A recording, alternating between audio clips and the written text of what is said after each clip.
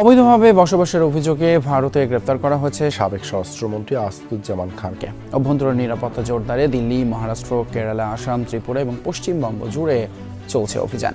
মূলত অবৈধ বসবাসকারীদের ধরতেই চলছে এই অভিযান। হাসিনা সরকারের অন্যতম হাতিয়ার সাবেক স্বরাষ্ট্রমন্ত্রী আসাদুজ্জামান খান কামালের খোঁজ মিলেছে, ধরা পড়েছেন তিনি। বাংলাদেশি অবৈধ অভিবাসীদের বিরুদ্ধে কঠোর হচ্ছে ভারত। শুধু অবৈধ অভিবাসীদের ধরপাকড় নয়, তাদের আটক রাখার জন্য আলাদা বন্দিশালাও তৈরি করছে ভারত। ছাত্র জনতার অভ্যুত্থানে শুধু শেখ হাসিনাই নয়, পালিয়েছে আওয়ামী লীগের প্রথম সারির সব নেতাই। আন্দোলনের সময় ছাত্রদের উপর গুলির নির্দেশ দেওয়া সাবেক স্বরাষ্ট্রমন্ত্রী আসাদুজ্জামান খান কামাল 5 আগস্টের পর ভারতে পালিয়েছেন তিনি। এতদিন চুপ থাকলেও এবার বর্তমান সরকারের প্রধান উপদেষ্টাকে নিয়ে বিস্ফোরক মন্তব্য করেছেন পলাতক এই সাবেক মন্ত্রী। আর তার সেই সাক্ষাৎকারটি ফেসবুকে শেয়ার করেছেন প্রধান উপদেষ্টার প্রেস সচিব। ঠান্ডা মাথার খুনি সাবেক স্বরাষ্ট্রমন্ত্রী আসাদুজ্জামান খান কামাল গত 9 বছরে বিরোধী মত দমনে আইনশৃঙ্খলা বাহিনীর অনুগত সদস্যদের দিয়ে গড়েন কিলিং বাহিনী। জুলাই জুড়ে ছাত্র জনতার অভ্যুত্থানের উপর হায়নার মতো গুলি করে কেড়ে নিয়েছিলেন সহস্রাধিক নিরীহ ছাত্র জনতার প্রাণ। ইতিহাস কাউকেই ক্ষমা করে না। ক্ষমতায় থাকা অবস্থায় এমন কথাই বলেছিল আওয়ামী লীগের সাবেক স্বরাষ্ট্রমন্ত্রী আসাদুজ্জামান খান কামাল। আর আজকে তার সেই কথাই তার বেলায় বাস্তবায়িত হয়ে গেল। সে দীর্ঘ 10-15 বছর ধরে বাংলাদেশে পুলিশ, আর্মি, র্যাব, বিজিবি সহ বাংলাদেশের প্রশাসনকে অবৈধভাবে ব্যবহার করে সে দুর্নীতি, চাঁদাবাজি, লুটপাট, গুম, খুন, গণহত্যা, মানবাধিকার লঙ্ঘন সহ বিভিন্ন রকমের অপকর্ম একের পর এক সে করে গিয়েছে।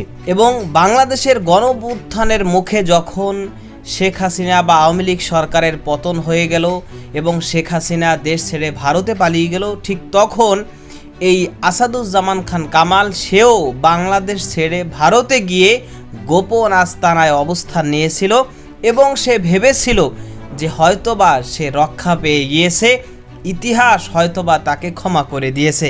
কিন্তু বাস্তবত ইতিহাস তো কাউকেই ক্ষমা করে না। সে কারণেই এবার বাংলাদেশ ও ডক্টর ইউনূসকে নিয়ে বিস্ফোরক মন্তব্য করায় ভারতের গোপন আস্তানা থেকেই এবার হাতে নাতে ধরা পড়েছে আওয়ামী লীগের সাবেক স্বরাষ্ট্রমন্ত্রী আসাদুজ্জামান খান কামাল। দর্শক, এ বিষয়ের কিছু অংশ ভিডিওর শুরুতে শিরোনামে আপনারা দেখেছেন, বিস্তারিত দেখবেন পুরো ভিডিও জুড়ে। বিষয়গুলো দেখার পূর্বে আপনাদের একটা অনুরোধ করব, যারা আমাদের চ্যানেলে নতুন আসছেন চ্যানেলটি সাবস্ক্রাইব করে অল ক্লিক করে বেল আইকনটি চালু করে দিবেন, তাহলে নিত্য নতুন পরিবেশন করা আলোচিত সংবাদগুলো অটোমেটিকভাবে আপনারা পেয়ে যাবেন। দর্শক, চলুন আমরা দেখব যে ভারতে গোপন আস্তানা থেকে যে হাতে নাতে ধরা পড়েছে সাবেক স্বরাষ্ট্রমন্ত্রী আসাদুজ্জামান খান কামাল, সেটা আমরা দেখার পূর্বে প্রথমে আমরা একটু দেখব যে সে বিগত 15 বছরে যেই সমস্ত কুকীর্তি, অপকর্ম যা সে করেছে তার কিছু চিত্র আমরা একটু দেখে এরপর ওই বিষয়টা দেখব। ধৈর্য ধরে একটা লাইক দিয়ে ভিডিওটি দেখতে থাকুন এবং আপনার মতামত কমেন্টে লিখতে থাকুন। ঠান্ডা মাথার খুনি সাবেক স্বরাষ্ট্রমন্ত্রী আসাদুজ্জামান খান কামাল গত 9 বছরে বিরোধী মত দমনে আইনশৃঙ্খলা বাহিনীর অনুগত সদস্যদের দিয়ে গড়েন কিলিং বাহিনী। জুলাই জুড়ে ছাত্র জনতার অভ্যুত্থানের উপর হায়নার মতো গুলি করে কেড়ে নিয়েছিলেন সহস্রাধিক নিরীহ ছাত্র জনতার প্রাণ। ছাত্র জনতার অভ্যুত্থানে সাবেক প্রধানমন্ত্রী শেখ হাসিনা পালালে নিজেও চলে যান আত্মগোপনে। দেশের আইনশৃঙ্খলা ও জানমালের নিরাপত্তা রক্ষার পরিবর্তে আইনশৃঙ্খলা বাহিনীকে ব্যবহার করেন টাকা কামানোর হাতিয়ার হিসেবে। স্বরাষ্ট্র মন্ত্রণালয় গড়ে তোলেন ঘুষ নিয়োগ বাণিজ্যের 5 সদস্যের syndicate. Police, RAB, BGB, fire service, মাদকদ্রব্য নিয়ন্ত্রণ অধিদপ্তর ও পাসপোর্ট অধিদপ্তরে নিয়োগ বদলি বাণিজ্য করে নিতেন বস্তায় বস্তায় টাকা। ডক্টর হারুনুর রশিদ বিশ্বাসের নেতৃত্বে স্বরাষ্ট্র মন্ত্রণালয়ের এই 5 সদস্যের সিন্ডিকেট দিয়ে অবৈধ বাণিজ্য নিয়ন্ত্রণ করতেন আসাদুজ্জামান খান কামাল। জেলা পুলিশ সুপার নিয়োগে জেলা ভেদে নিতেন 2 কোটি থেকে 5 কোটি টাকা। সাবেক মন্ত্রীর এই সিন্ডিকেটকে টাকা না দিলে স্বরাষ্ট্র মন্ত্রণালয় নিয়োগ বদলি হতো না কারোই। গাজীপুর মেট্রোপলিটন পুলিশ কমিশনার হিসেবে মোল্লা নজরুলকে নিয়োগ দিতে কামাল নিয়েছেন ৫ কোটি টাকা। বিভিন্ন এনজিও নো অবজেকশন সার্টিফিকেট নিতে আসাদুজ্জামান কামালকে দিতে হয়েছে ৮০ লাখ থেকে ১ কোটি টাকা। ২০২৩ সালের ২ অক্টোবর ফায়ার সার্ভিসে ৫৩৫ জনকে নিয়োগ দেওয়া হয় জনপ্রতি ৮ থেকে ১২ লাখ টাকা নিয়ে। এইসব বাণিজ্যের কারণে স্বরাষ্ট্র মন্ত্রণালয় কামাল হারুন সিন্ডিকেট ছিল বেশ আলোচিত। নিয়োগ, বদলি ও ঘুষের টাকা নেওয়া হতো আসাদুজ্জামান কামালের ফার্ম গেটের বাসায়। মন্ত্রণালয়ের এমন নিয়োগ, বদলি আর ঘুষ বাণিজ্য করে ৯ বছরে কামাল হারুন সিন্ডিকেট হাতিয়েছেন হাজার কোটি টাকা। সারা দেশে একদিকে মাদক নির্মূলের কথা বলা হতো, কিন্তু মাদক নিয়ন্ত্রণের কথা বলা হলেও অবাধে সীমান্তে রাতের আধারে ছেড়ে দেওয়া হতো মাদকের অনুপ্রবেশ। আর দেশে মাদকের ৫০% নিয়ন্ত্রণ করত স্বৈরাচার শেখ হাসিনার ঠান্ডা মাথার খুনি আসাদুজ্জামান কামাল। সারা দেশে মাদক ও তার সিন্ডিকেট নিয়ন্ত্রণ করে কামালের ৯ বছরে আয় হাজার কোটি টাকার বেশি। আসাদুজ্জামান কামাল পাসপোর্ট অফিসে নিয়োগ, বদলি, বাণিজ্য থেকেও হাতিয়েছেন শত শত কোটি টাকা। এই খাতে সারা দেশে দালাল সিন্ডিকেটের নিয়ন্ত্রণও করত কামালের অনুগত কর্মকর্তারা। ছাত্র জনতার গণহত্যার মাস্টারমাইন্ড আসাদুজ্জামান কামাল নিজ সংসদীয় এলাকা কারওয়ান বাজার ও তেজগাঁ থেকে তার বাহিনী দিয়ে প্রতিদিন চাঁদা আদায় করতেন প্রায় ১.৫ কোটি টাকা। চাঁদা আদায়ে পিছিয়ে নেই কামালের ছেলে শাফি মোদাস্সের জ্যোতিও। রাজধানীর ধানমন্ডি ও গুলশানে বেশিরভাগ রেস্টুরেন্টে চাঁদাবাজি করে মাস প্রতি নিতেন প্রায় ১ কোটি টাকা। শেখ হাসিনার দোসর আসাদুজ্জামান কামাল পিছিয়ে নেই দখল বাণিজ্য। রাজধানীর মণিপুরি পাড়ায় ৬ নম্বর গেটের পাশে খেলার মাঠ দখল করে গড়েছেন বহুতল ভবন। একই এলাকায় সংখ্যালঘু সম্প্রদায়ের ২টি প্লট দখল করে নেন। হাতির ঝিলে মধুবাগ খেলার মাঠ দখল করে গড়েন আসাদুজ্জামান খান কামাল কমপ্লেক্স। আসাদুজ্জামান কামাল তার সময়ে দেশে গুম, খুন আর জঙ্গি নাটকের নামে বিরোধী রাজনৈতিক কর্মী ও সাধারণ মানুষ তুলে নিয়ে তার সিন্ডিকেটের মাধ্যমে হাতিয়ে নিতেন কোটি কোটি টাকা। আসাদুজ্জামান কামাল রাজধানীর বাইরেও গড়েন অটো, ব্রিকফিল্ড ও কারখানা। কামাল তার হাজার কোটি টাকা বিদেশে পাচার করেছেন বলে অভিযোগ রয়েছে। তার এমন ভয়াবহ দুর্নীতির বিষয় অনুসন্ধানে নামে দুর্নীতি দমন কমিশন। জনাব আসাদুজ্জামান খান এবং তার সাথে কয়েকজন কর্মকর্তার বিরুদ্ধে দুর্নীতির অভিযোগ সংক্রান্ত একটি অভিযোগ আমাদের দুর্নীতি দমন কমিশনে এসেছে। দুর্নীতি দমন কমিশন কর্তৃক এই অভিযোগটি যাচাই বাছাই করা হয়েছে এবং প্রাথমিক কিছু সত্যতা পাওয়া গেছে বলে ৫ সদস্য বিশিষ্ট একটি কমিটি গঠন করা হয়েছে।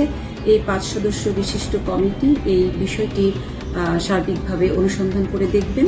স্বৈরাচার সরকারের সেকেন্ড ইন কমান্ড আসাদুজ্জামান কামালের বিরুদ্ধে তদন্ত করে দ্রুতই আইনের আওতায় আনা হবে বলে জানালো দুদক। পতিত শেখ হাসিনা সরকারের দাপুটে স্বরাষ্ট্রমন্ত্রী ছিলেন আসাদুজ্জামান খান কামাল। বর্তমানে ভারতে অবস্থান করা আওয়ামী লীগের এই শীর্ষ নেতা সেখানকার সংবাদ মাধ্যম ইন্ডিয়ান এক্সপ্রেসকে দেয়া সাক্ষাৎকারে ছাত্র জনতার অভ্যুত্থানের পূর্বাপর সহ নানা ইস্যুতে কথা বলেছেন।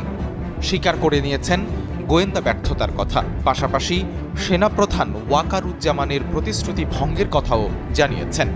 ইন্ডিয়ান এক্সপ্রেসকে দেয়া সাক্ষাৎকারে সাবেক স্বরাষ্ট্রমন্ত্রী আসাদুজ্জামান খান কামাল জানান, ৪ আগস্ট মধ্যরাত পর্যন্ত তিনি প্রধানমন্ত্রী শেখ হাসিনার সঙ্গেই ছিলেন। পুলিশ প্রধান এবং সেনাপ্রধানও সেখানে ছিলেন। সেনাপ্রধান ওয়াকারুজ্জামান সবার সামনেই শেখ হাসিনাকে যে কোনো মূল্যে সুরক্ষা দেওয়ার প্রতিশ্রুতি দিয়েছিলেন। আলাদাভাবে একই প্রতিশ্রুতি দিয়েছিলেন স্বরাষ্ট্রমন্ত্রীকেও, কিন্তু পরে ঘটেছে তার উল্টোটা। পুরো ঘটনার পেছনে গোয়েন্দাদের বিশাল ব্যর্থতা ছিল বলে স্বীকার করে নিয়েছেন সাবেক স্বরাষ্ট্রমন্ত্রী। সাক্ষাৎকারে তিনি জানান, ইচ্ছাকৃত হোক বা অন্যভাবেই হোক, গোয়েন্দাদের বিশাল ব্যর্থতা ছিল। সেনাবাহিনীর বিশেষ গোয়েন্দা ইউনিট ডিজিএফআই সরাসরি প্রধানমন্ত্রীর কাছে রিপোর্ট করে থাকে।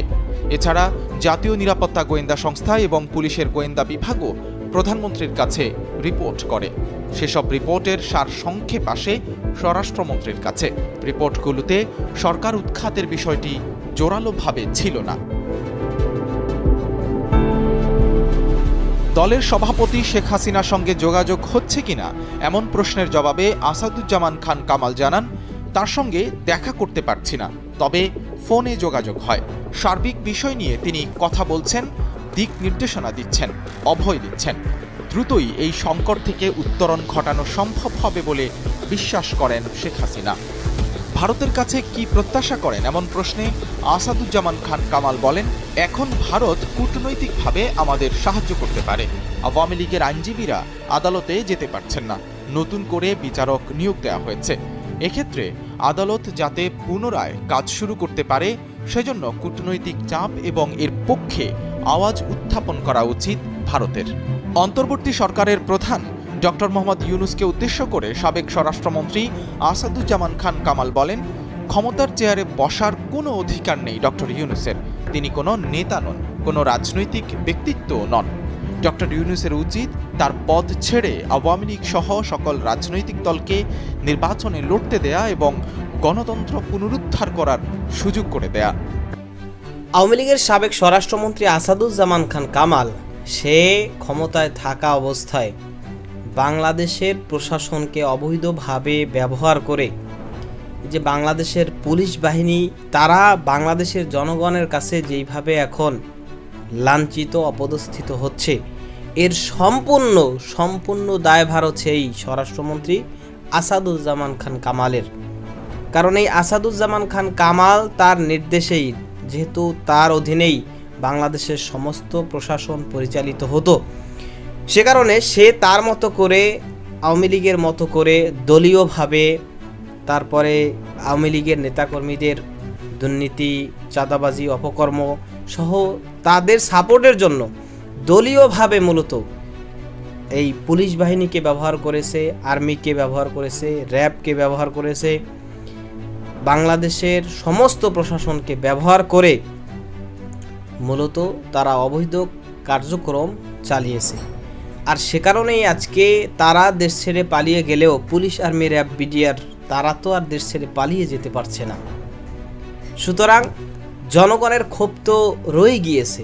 জনগণ তো দীর্ঘ 15 বছর যেগুলো দেখেছে, তখন নিরুপায় হয়ে চুপ থাকলেও এখন তো সেই সময় আসছে তারা যে অপকর্মগুলো করেছে সেগুলোর জবাব দিতে হবে। এই জন্যই মূলত জনগণ কিন্তু তাদেরকে লাঞ্ছিত করছে, অপদস্থিত করছে বিভিন্ন জায়গায়। এখন হয়তো বা একটু স্বাভাবিক হয়েছে, কিন্তু 5ই আগস্টের পর থেকে বিভিন্ন থানায় হামলা, ভাঙচুর, অগ্নিসংযোগ, পুলিশকে গণধোলাই, বিভিন্ন রকম জন আক্রোশ কিন্তু আমরা দেখেছি। তো এই কারণে এই জায়গা থেকে বাংলাদেশের প্রশাসন বাহিনীর এইটা একটা শিক্ষা নেওয়া উচিত যে কোনো দলের, যেই দলই হোক না কেন, ক্ষমতাধর হোক বা ক্ষমতার বাইরের হোক, কোনো দলের দলীয় হয়ে যদি কোনো পুলিশ হোক, র্যাব হোক, আর্মি হোক, বিজিবি হোক, সেনাবাহিনী হোক, কোনো প্রশাসন দলীয়ভাবে কাজ করে, তো তাহলে একদিন না একদিন জনগণের বিচারের কাঠগড়ায় তাদের দাঁড়াতেই হবে। তাদেরকে জনগণের কাছে হেনস্থার শিকার হতেই হবে। একদিন না একদিন এমন সময় আসবে, তাতে যখন অপকর্ম করবে, দলীয়ভাবে কাজ করবে, তখন হতে পারে, অথবা 5 বছর, 10 বছর, 20 বছর পরেও হলেও হতে পারে। সুতরাং এই জায়গা থেকে এই শিক্ষা নিয়ে বাংলাদেশের পুলিশ, র্যাব, আর্মি, সেনাবাহিনী, বিজিবি সহ সমস্ত প্রশাসনের উচিত যে কোনোভাবেই কোনো দলের দলীয় হয়ে কোনো কাজ না করে, বরং বাংলাদেশের পক্ষে, বাংলাদেশের জনগণের পক্ষে, যেহেতু বাংলাদেশের জনগণের ট্যাক্সের পয়সা দিয়েই তাদের বেতন দেওয়া হয়, আমাদের বাংলাদেশের জনগণের ট্যাক্সের টাকা দিয়েই তাদের বেতন হয়, তাদের খোরাকি হয়, তাদের সব কিছু হয়। সুতরাং এই বাংলাদেশের জন্য, বাংলাদেশের জনগণের জন্য যদি তারা জনগণের হয়ে কাজ করে, তাহলে আবারও বর্তমানে যেভাবে বাংলাদেশ সেনাবাহিনীর প্রতি বাংলাদেশের জনগণের আন্তরিকতা বা সম্মান এটা যতটুকু রয়েছে, ঠিক ততটুকু বা তার থেকে বেশিও আবার বাংলাদেশের অন্যান্য বাহিনীগুলো তারাও পুনরায় অর্জন করতে পারবে। তো এই শিক্ষাটা নেওয়া উচিত। এবং পাশাপাশি এই যে সাবেক স্বরাষ্ট্রমন্ত্রী আসাদুজ্জামান খান কামাল, সে বাংলাদেশ থেকে অবৈধভাবে ভারতে পালিয়ে গিয়েছে, একেবারে অবৈধভাবে, এবং এতদিন ধরে সে অবৈধভাবেই সে দেশে ছিল। এবং আমরা দেখেছি যে বাংলাদেশের সাথে তাদের ভারতের সম্পর্ক যখন নষ্ট হয়েছে, এরপর থেকে ভারতে বাংলাদেশিদেরকে ধরপাকড়ের জন্য বিভিন্ন অভিযান পরিচালনা করা হয়েছে, এমনকি বন্দিশালাও তৈরি করা হয়েছে। সুতরাং বাংলাদেশের জনগণের এখন এটাই প্রত্যাশা যে এই সাবেক স্বরাষ্ট্রমন্ত্রী আসাদুজ্জামান খান কামাল সহ আরও যারা এরকম এতদিন ধরে বাংলাদেশের জনগণের সাথে বেইমানি করে এতদিন ধরে অপকর্ম করে ভারতে আশ্রয় নিয়েছে পালিয়ে, তাদেরকে গ্রেফতার করে বাংলাদেশে যেন পাঠানো হয়, বাংলাদেশে তাদেরকে যেন একেবারে যথোপযুক্ত বিচারের মুখোমুখি করা হয়। আপনিও এই কথার সাথে একমত পোষণ করেন কিনা সেটা কমেন্ট সেকশনে জানাতে পারেন। এবং স্বরাষ্ট্রমন্ত্রী আসাদুজ্জামান খান কামাল সে যে ডক্টর ইউনূস ও বাংলাদেশ নিয়ে যে কথা বলেছে সে বিষয়ে আপনার মতামত কমেন্ট সেকশনে জানাতে পারেন। ভালো থাকবেন, সুস্থ থাকবেন। আজকে পর্যন্তই। আসসালামু আলাইকুম ওয়া রাহমাতুল্লাহ।